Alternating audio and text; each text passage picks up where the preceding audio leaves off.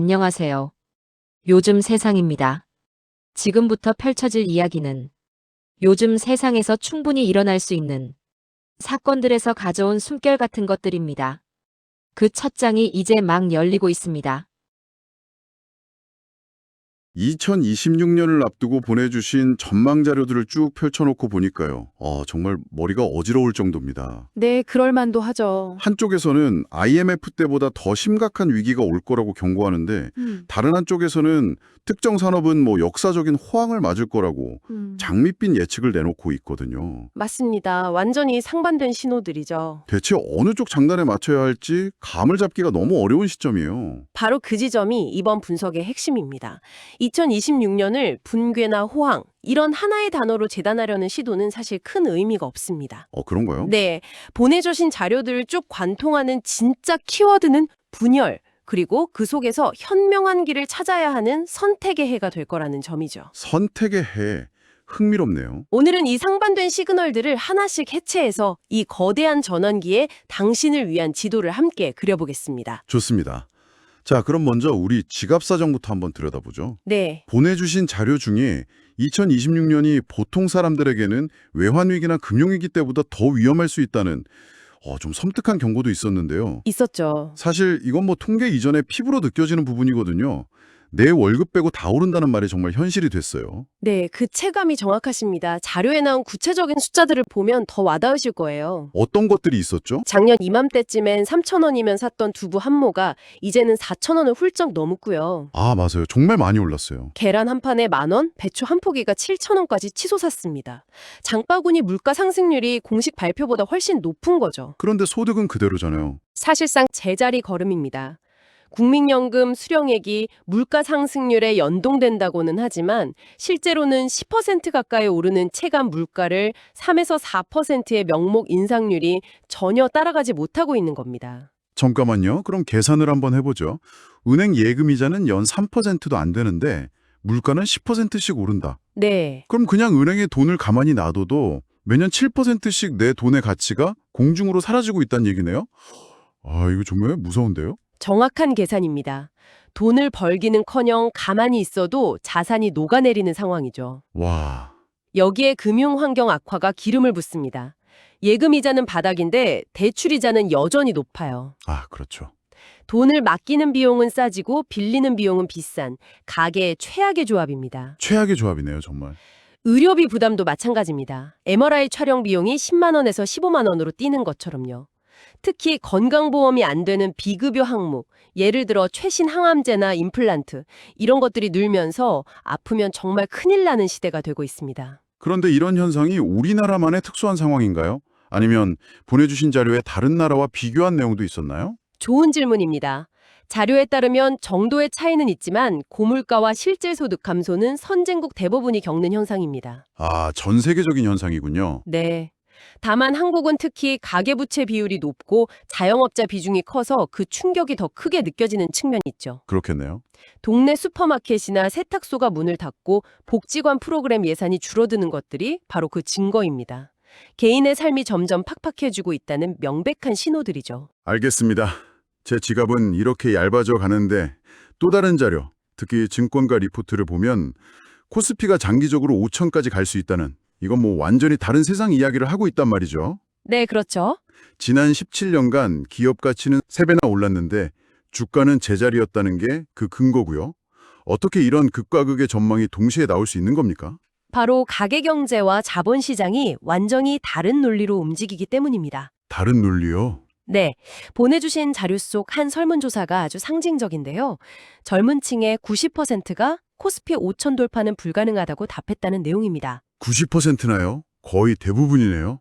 역설적으로 투자의 세계에서는 모두가 비관론에 빠져 있을 때가 가장 큰 기회라는 시각이 존재하죠. 모두가 불가능하다고 믿을 때 그 믿음을 깨는 에너지가 분출될 수 있다는 겁니다. 공포에 사라는 말이 그런 뜻이군요. 그렇습니다. 그리고 중요한 건 강세장이라고 해서 계속 오르기만 하는 게 아니라는 점입니다. 그건 무슨 뜻이죠? 1980년대 대세 상승기에도 연평균 2번씩 10% 이상 급락이 있었다는 자료가 이를 되받침합니다. 평년보다 2배나 잦은 빈도였어요. 그건 정말 의외네요. 보통 상승장이면 좀 안정적이라고 생각하기 쉬운데 오히려 평년보다 2배나 더 자주 급락했다니요? 강세장은 의심의 벽을 타고 오르기 때문입니다. 의심의 벽이요? 네, 모두가 환호하는 시장에서는 오히려 거품이 끼기 쉽죠. 반면 이게 진짜 오르는 게 맞나? 하는 불안감과 의심이 계속되는 강세장은 작은 악재에도 쉽게 흔들립니다. 아, 그래서 조정이 자주 오는군요. 맞습니다. 투자자들이 계속 차익 실현을 하려 하기 때문에 급락 조정이 잦아지는 거죠. 하지만 큰 추세는 꺾이지 않는 겁니다. 알겠습니다. 그러니까 제 지갑 사정은 팍팍한데 주식시장은 혼자 축포를 터뜨릴 수 있는 이 분열된 현실이 오늘 이야기의 핵심이군요. 네, 바로 그겁니다. 그렇다면 그 축포는 대체 어디서 어떤 산업에서 터지는 건지 그 성장 동력의 심장부로 한번 들어가 보시죠. 자료에서 공통적으로 지목한 곳이 원자력과 반도체, 맞죠? 맞습니다. 특히 원자력은 이 분열된 현실을 가장 극적으로 보여주는 사례입니다. 원자력이요? 네, 2025년까지가 기대감과 뉴스에 머물렀다면 2026년부터는 진짜 실행의 단계로 넘어갑니다. 잠깐만요, 원자력이요. 솔직히 후쿠시마 사태 이후로 모두가 기피하고 사실상 끝난 산업이라고 생각했는데요. 바로 그 끝난 산업이라는 인식 때문에 엄청난 기회가 생긴 겁니다. 아, 역발상이군요. 모두가 외면하는 동안 에너지 수요는 폭발적으로 늘었으니까요. 2026년이 중요한 이유는 이때부터 실제 프로젝트의 착공, 대규모 수주 계약, 그리고 FID, 즉 최종 투자 결정이 가시화되기 때문입니다. FID, 최종 투자 결정. 조금 더 쉽게 설명해 주실 수 있나요? FID는 말 그대로 돌이킬 수 없는 강을 건너는 지점입니다. 돌이킬 수 없는 강이요? 네. 수년간 검토하던 계획서에 있던 프로젝트가 실제 수십조 원의 돈이 투입되고 콘크리트가 부어지는 진짜 실행 단계로 넘어가는 스위치라고 할 수 있죠. 아, 이제 이해가 되네요. 서구권에서는 무려 40년 만에 이 스위치가 다시 켜지는 겁니다. 그 중심에는 미국의 전략 변화가 있고요. 미국의 전략 변화라면 구체적으로 어떤 내용인가요? 과거 미국은 보글 원전 건설 때 표준화에 실패하면서 비용이 눈덩이처럼 불어나는 끔찍한 경험을 했습니다. 아, 그랬었죠. 그 실패를 교훈 삼아 바이든 행정부 시절 보고서에서 제안된 전략을 추진 중입니다. 바로 AP1000이라는 단일 노형을 5기에서 10기까지 연속으로 발주하는 방식입니다. 단일 노형을 연속으로요? 네, 똑같은 모델을 반복해서 지으면 학습 효과가 생겨 건설 단가를 획기적으로 낮출 수 있다는 계산이죠. 아, 마치 자동차 공장에서 같은 모델을 계속 찍어내면 생산 단가가 떨어지는 것과 같은 원리군요. 정확합니다. 그런데 그게 왜 한국 기업의 기회가 되는 거죠? 전 세계적으로 지난 수십 년간 원전 건설을 멈췄기 때문입니다. 지금 당장 원전을 지을 수 있는 시공 능력과 경험을 가진 플레이어가 사실상 한국 외에는 거의 남아있지 않습니다. 아, 정말요? 네. 다른 나라들이 설계도만 만지작거릴 때 우리는 국내와 UAE 바라카 원전 프로젝트를 성공적으로 완수하며 끊기지 않은 경험을 쌓았죠. 와, 그건 정말 독보적인데요. 즉, 공급자가 극소수인 시장에서 독점적인 가격 협상력을 갖게 된 겁니다. 그렇군요. 그래서 자료들은 2026년 원전 투자 전략으로 SMR 같은 미래 기술보다는 대형 원전, 글로벌 기업보다는 한국 기업, 설계보다는 실제 시공 능력을 갖춘 기업에 집중하라고 조언합니다. 정말 흥미로운 관점이네요. 그럼 또 다른 성장 엔진인 반도체로 넘어가 보죠. 네. 요즘 HBM, 고대역폭 메모리 경쟁이 정말 뜨거운데 보내주신 자료를 보니 2026년에는 이 HBM 말고 전혀 다른 변수가 시장을 뒤흔들 거라고요? 네, 바로 범용 디램의 화려한 귀환입니다. 범용 디램이요? 지금 SK 하이닉스와 마이크론은 HBM 생산에 사활을 걸고 기존 디램 생산 라인까지 HBM용으로 전환하고 있습니다. AI 학습에 필수적인 HBM 시장을 선점하기 위해서죠. 그렇죠. 뉴스가 매일 나오더라고요. 그런데 여기서 예상치 못한 일이 벌어집니다. 어떤 일이죠? AI 학습 외에 AI 추론이나 일반 PC, 데이터 센터 서버에 들어가는 기본적인 디램, 즉 범용 디램 시장에 공급 부족 현상이 나타나기 시작한 겁니다. 아, 한쪽으로 쏠리니까 다른 쪽이 비는 거군요. 맞습니다.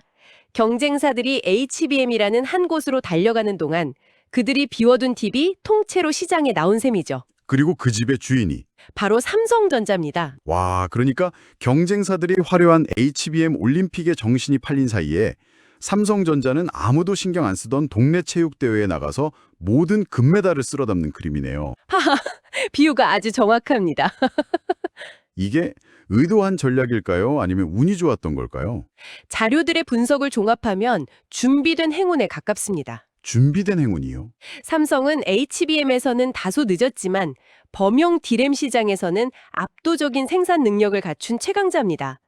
경쟁사들이 떠난 시장의 수요를 독점하면서 막대한 이익을 거둘 기회를 잡은 거죠. 그렇군요. 자료의 표현을 빌리자면 말 그대로 없던 시장이 삼성전자 앞에 펼쳐진 겁니다. HBM이라는 날카로운 창과 범용 D램이라는 튼튼한 방패를 모두 갖게 된 셈이죠. 중국의 추격은 괜찮을까요? 요즘 기술력이 무섭던데요. 위협적인 것은 사실이지만 자료에 따르면 아직은 시간이 더 필요해 보입니다. 기술 격차가 2에서 3세대, 시간으로 따지면 약 3년 정도 뒤처져 있습니다. 3년이면 꽤 큰 차이네요. 반도체에서는. 네. 수요와 수익성에서 어마어마한 차이를 만들어내기 때문에 당장 2026년의 경쟁 구도를 뒤집기는 어렵다는 게 중론입니다. 잠깐만요. 여기서 뭔가 퍼즐이 맞춰지는 느낌이 드는데요. 네. 아까 AI 기술 발전이 HBM 같은 반도체 수요를 폭발시킨다고 하셨잖아요. 네, 그랬죠? 그런데 그 AI를 돌리려면 어마어마한 규모의 데이터 센터가 필요하고 그 데이터 센터는 전기를 먹는 하마로 유명하죠. 맞습니다. 그럼 그 엄청난 전기는 다 어디서 오는 거죠? 이게 혹시 아까 말씀하신 원자력 이야기랑 연결되는 건가요? 정확하게 보셨습니다.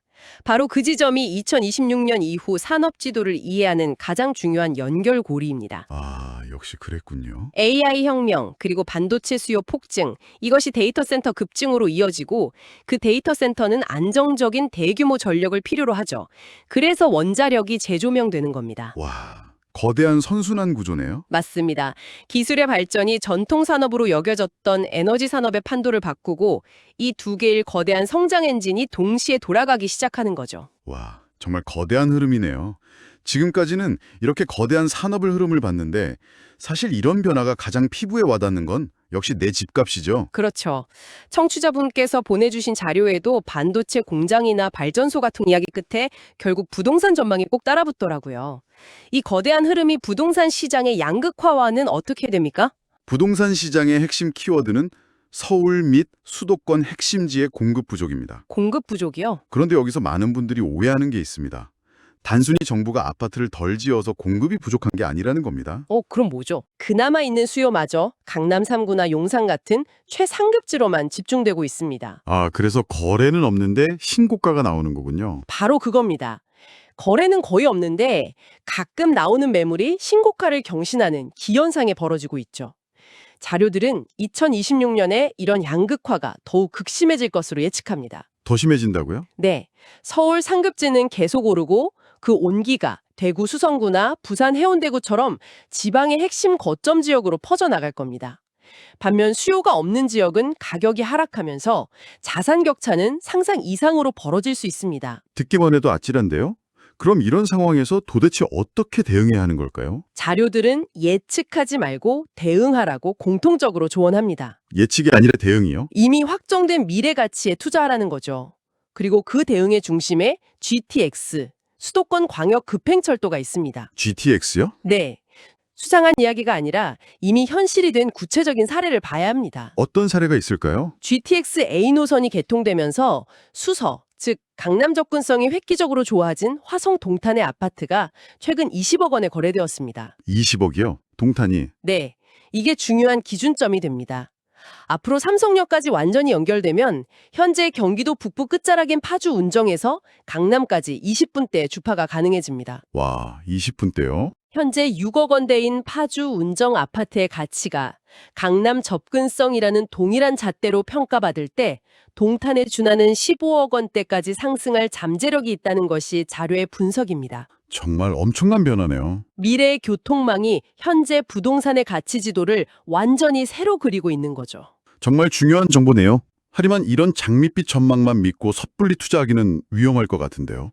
주의할 점은 없나요? 물론입니다. 그리고 아주 중요한 경고를 덧붙여야 합니다. 네, 어떤 거죠? 자료들은 이런 투자는 사업이 완전히 확정된 GTX A, B, C 노선에만 한정해야 한다고 강력하게 경고합니다. 아, 확정된 노선에만요? 네, 아직 타당성 검토도 통과하지 못한 D, E, F 노선 같은 계획만 무성한 곳에 투자하는 것은 투자가 아니라 사기에 가까운 투기라는 점을 명심해야 합니다. 사기에 가깝다. 아주 강한 경고네요. 확정되지 않은 희망이 아니라 확정된 미래에 투자하는 것이 대응의 핵심입니다. 오늘 분석을 종합해보니 2026년은 정말 분열된 현실이라는 말 외에는 설명이 안 되는 해인 것 같습니다. 네, 저도 그렇게 생각합니다. 내 지갑은 점점 얇아지는데 세상의 어떤 곳에서는 AI와 에너지 혁명이 만나 불을 폭발시키는 완전히 다른 두 개의 우주가 공존하는 시대네요. 그렇죠. 결국 핵심은 선택이군요. 그렇습니다.